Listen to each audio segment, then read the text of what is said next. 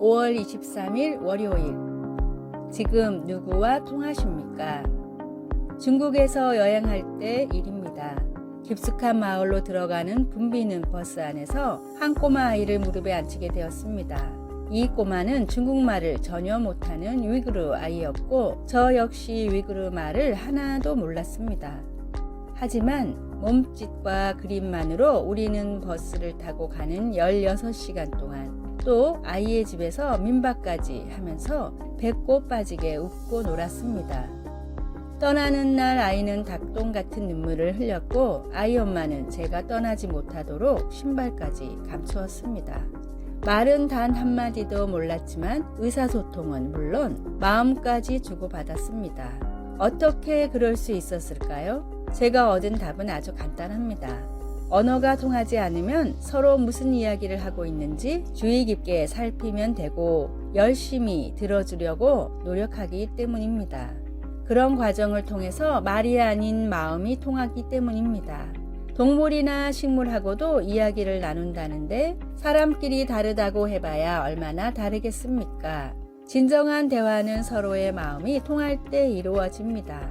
마음이 열려야 대화가 가능하게 되는 것입니다. 마음을 닫아버리면 아무리 많은 말을 해도 전혀 소용이 없습니다. 오늘의 말씀. 너희 말을 항상 은혜 가운데서 소금으로 맛을 냄과 같이 하라. 그리하면 각 사람에게 마땅히 대답할 것을 알리라. 골로새서 4장 6절. 오늘의 찬송 440장 어디든지 예수 나를 이끌면. 오늘의 만나. 진리의 복음을 전하기 위해서 필요한 것도 결국은 소통하는 마음입니다. 주변의 이웃들과 진심으로 소통해 보세요.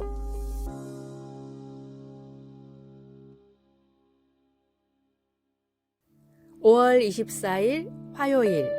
다시 번성함. 햇빛과 물이 충분할 때면 엔텔롭 계곡과 피게로아 산 같은 캘리포니아 지역은 온통 야생화로 덮여 활기가 넘칩니다. 하지만 가뭄이 닥치면 어떤 일이 일어날까요? 과학자들은 어떤 야생화들은 씨앗들이 흙을 밀어내고 꽃을 피우게 하는 대신 많은 양의 씨앗을 땅 속에 저장한다는 사실을 알게 되었습니다. 가뭄이 지나고 나면 식물들은 저장해 두었던 씨앗을 이용해 다시 번성하기 시작합니다. 힘든 상황에도 불구하고 고대 이스라엘 백성들은 이집트 땅에서 번성했습니다.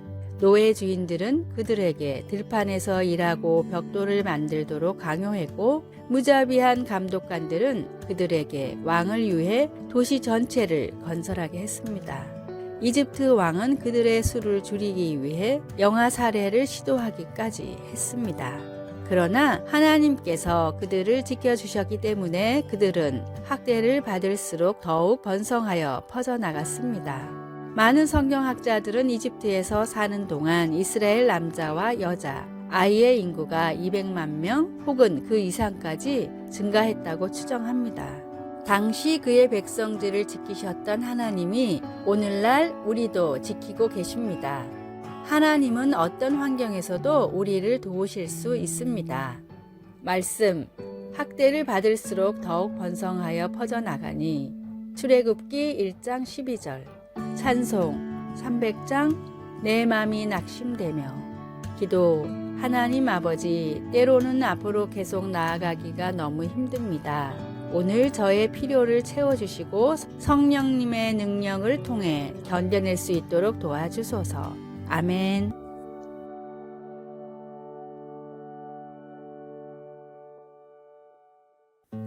(5월 25일) 수요일. 여전히 그대로인 것. 주사기는 19세기 중반 프랑스에서 발명됐습니다.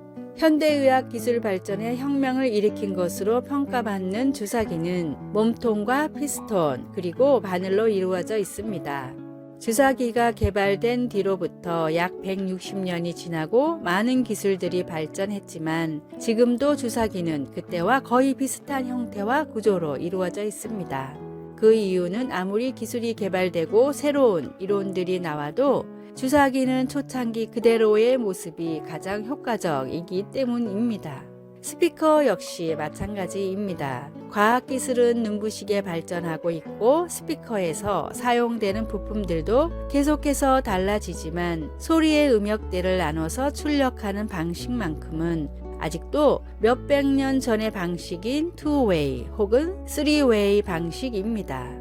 음의 영역을 4개, 5개로 나눌 수도 있지만 몇 배의 돈을 들여 그렇게 한다 해도 기존의 방식과 큰 차이가 나지 않기 때문에 지금도 아무리 비싼 스피커라 하더라도 이 방식을 벗어나는 것들은 사실상 없습니다.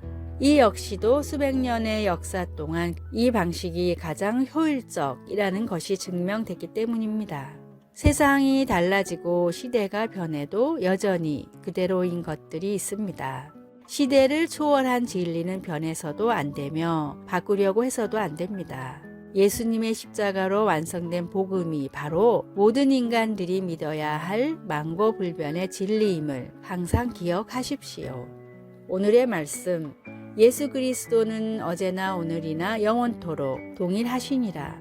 히브리서 13장 8절. 오늘의 찬송 434장 귀하신 친구 내게 계시니. 오늘의 만나 어떤 시대에도 진리의 말씀을 향한 믿음만큼은 지켜나가게 하소서. 인류의 죄에는 복음이 유일한 정답임을 믿고 또 전합시다.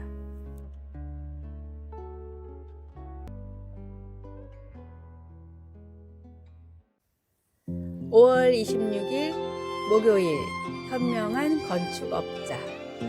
본래 이름이 이사벨라 바움프리였던 소저너 투루스는 1797년 뉴욕주의 에소퍼스에서 노예로 태어났습니다. 그녀의 자녀들도 대부분 노예로 팔려갔지만 1826년 자유를 위해 딸 하나를 데리고 탈출하여 그녀의 자유를 위해 돈을 지불한 어느 가정에서 자유인으로 살았습니다. 그녀는 부당한 제도의 가족이 뿔뿔이 흩어지는 것을 그냥 보고만 있지 않고 법적인 조치를 취해 그의 어린 아들 피터를 찾아왔는데 이는 그 당시의 흑인 여성으로서는 놀랄 만한 성과였습니다. 그녀는 하나님의 도움 없이는 자녀를 키울 수 없다는 사실을 깨닫고 그리스도를 믿는 신자가 되었고 후에 하나님의 진리의 기초 위에 자신의 삶이 세워졌다는 것을 보여주기 위해 이름을 소저너 투루스로 바꿨습니다. 잠언 14장을 기록한 솔로몬 왕은 지혜로운 여인은 자기 집을 세우되 이와 반대로 미련한 여인은 자기 손으로 그것을 허느니라 라고 말합니다. 하나님이 주신 지혜 덕분에 소저너에게는 격동의 시기에도 안전한 피난처가 있었습니다. 우리에게는 불의로부터 자녀를 구해야 할 일이 전혀 없을지도 모르지만 우리도 소저너가 사용한 것과 같은 기초 위에 곧 하나님의 지혜 위에 우리의 집을 지을 수 있습니다. 말씀, 지혜로운 여인은 자기 집을 세우되 미련한 여인은 자기 손으로 그것을 허느니라. 잠언 14장 1절. 찬송 204장 주의 말씀 듣고서. 기도. 하나님 아버지, 아버지의 영광을 나타낼 영원한 유산을 남기기 위해 아버지의 지혜를 저희에게 내려주소서. 아멘.